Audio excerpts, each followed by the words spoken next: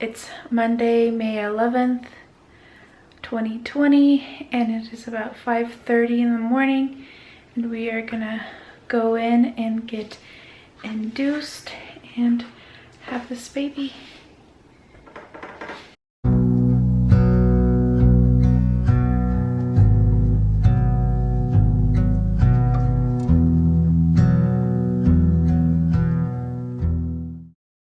We are eating some breakfast, got some wake-up call, peanut butter double-decker before we go in and have the baby. That's sad. Yeah, no. Yeah, we gotta organize and then head on in. We are ready to go, and it is really cold. Yeah, I did. Just barely. Yeah, just barely. Yeah.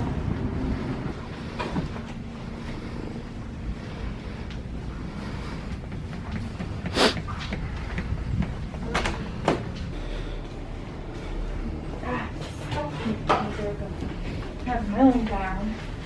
I'll put this on this chair. Are you supposed to have that on all the time? Anyway, this is the toilet. And that's the baby. And I go put on my gown. Baby time. This is the room. That's the sink. All the gizmos and stuff. Bed, chair. More chairs. TV.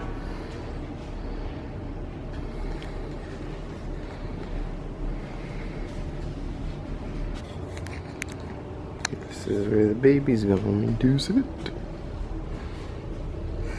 Oh, look at that tiny diaper. Tiny diaper. Alright, we are in the room, and I got my super painful IV in, and now we're just waiting for them to start the Pitocin, and they're probably gonna draw my blood because they couldn't get my blood at first. And yeah, that is the update for now. It is exactly 7 in the morning. Okay, update. So it is about almost 7:30, and I just got swabbed for the coronavirus. It was very uncomfortable and made me tear up, but definitely not as bad as I thought. And then we are gonna start Pitocin right after this. And yeah, so if I wouldn't have gotten tested, they would have put me in a different room, in much smaller room than I am right now, and they would have treated me as if I was positive for COVID-19, and that we'd be wearing like heavy masks and gear. But that I did take the test. The results will come back in 3 hours, and they gave me a bigger room, and if I'm negative, then you know, everything will be normal and stuff. So yeah, that is the update for now. Yeah, it is 8 o'clock, and I just got my blood drawn for their testing, just in case I want an epidural, which probably will be most likely. And they just started my Pitocin, and they said I can have coffee and whatever I want. It's just once I get into labor, it might make me nauseous, whatever I have in my stomach. So I'm just probably gonna just sip on coffee a little bit and water, and I don't think I'm gonna eat anything until I have the baby. And yeah, that is it. It is 8 o'clock. We got the Pitocin just in, got all my blood drawn, and they messed up on my last name, so they're trying to fix that and correct everything, so all my testing will go right. So my testing won't have to be redone or anything, and they're just trying to fix that. And yeah, we're just gonna wait and see until the Pitocin starts giving me contractions. And my table's right here, my phone, my coffee. This is the double-decker, but I'm just drinking the normal coffee with my water. And that is the couch that turns into a bed where my husband's gonna sleep. And yeah, this is our room, and there is where the baby's heart beat, but I can't really see, we can't see it from here. And then there's the liquid and the Pitocin. It is 11 o'clock, and since then I've been checked and I'm still at a 3. The Pitocin I think is at a number 9, and then once a doctor will be available, they will break my water. And I just got the wireless Bluetooth monitor that monitors the heart rate, and the baby's heart rate and contractions, so I can sit on the birthing ball and move around a little bit. And I think that is it. Yeah, I don't know, it's kind of slow. I'm just starting to get contractions every couple minutes, so they're starting to pick up and starting to feel them a little bit more. They're still not painful, but definitely getting a little bit more intense, but definitely progressing very slowly. So maybe I'll get my water broken in a little bit, and then that will definitely speed things up a lot. Okay.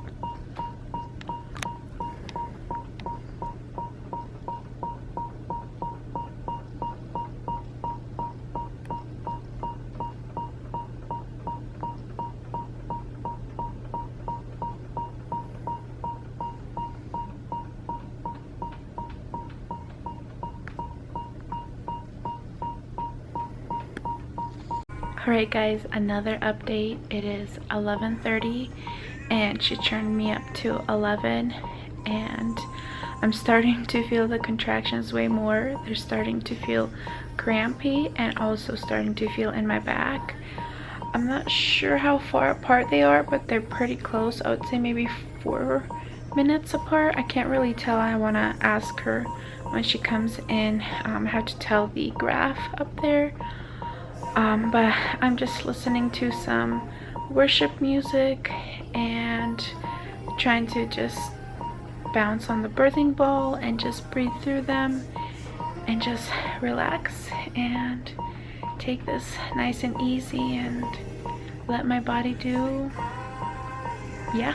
It's a little after 12 and they just broke my water about 20 minutes ago, and the contractions are getting pretty intense.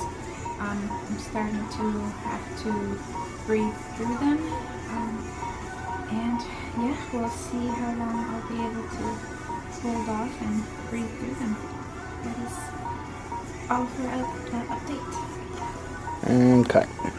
So it is almost 2:10, and at 1:30 I got the epidural because my contractions were getting super painful, and it was like very bad, terrible cramping. Nothing in the back, it was just all in the front. It was really hard to breathe through them. It would hurt worse breathing. So we got the epidural at 1:30. It's more on the left side, so my left side is more numb than the right, so they turned me a little bit to the right, and hopefully that will kind of balance stuff out. But It's about 30 minutes since I have the epidural, and it's definitely working very well. I haven't really been feeling the contractions. Just sometimes I can feel more on the right side, and it's just pressure. So yeah, I think that is it. She checked and I'm only at a 4, so not too much progressed yet, but we're probably just gonna relax for a while, and I think that is it. Yeah. So it is 3:10 and my doctor just came in and put in my catheter and checked me, and I am at a 6. So we are definitely progressing, and I'm just trying to take a nap right now and just rest, because I know we are gonna have a long night ahead of us. So it's 3, so we're probably gonna have him this night. So yeah.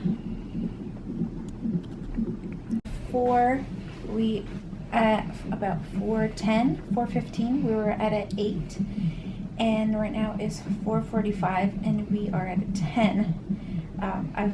After the first, at the 4:15 check, I started shaking a lot, and having a little bit of pain with every contraction. So we are getting ready and about to start pushing.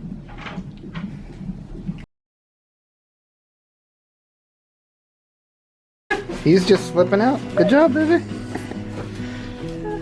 He might make it by 5. Look at that. Yeah, come on. I can feel it.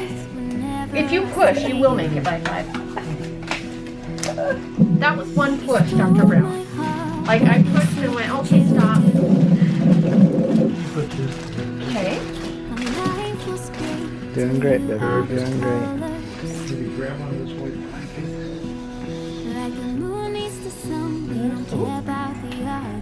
Perfect. Hey. Well, he's got a smaller head than Jake's, so that's probably why he slipped out. Ooh, he's got a good bite. You can pull him up by his bite. He bit you? Hey, buddy. Well, hi. Yeah, you're born purple just like your brother. Look at them shoulders, though. You've been working out in there? Hey, buddy. Hi. You made it a minute before 5. This is way easier than last time. I know you did all the work, but I'm saying. Hey, buddy. Hi. You remember me? I was the guy that was squishing you and you kicked me while you were sleeping. Yeah. For stranded. For me? Okay, thank you. Do not take this off until you are discharged today. And it's part of the legal chart, and I cannot replace it. Alrighty. And this is yours. He's definitely a bit different from Jake. Red hair, yeah. Red curly hair, did I call it?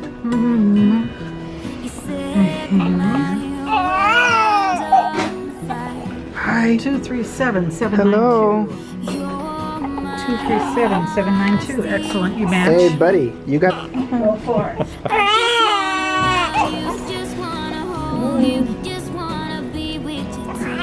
We'll take a still shot already. You still have all your fat on. Jake was 2 weeks. So you're confident that you were going to be 6 pounds?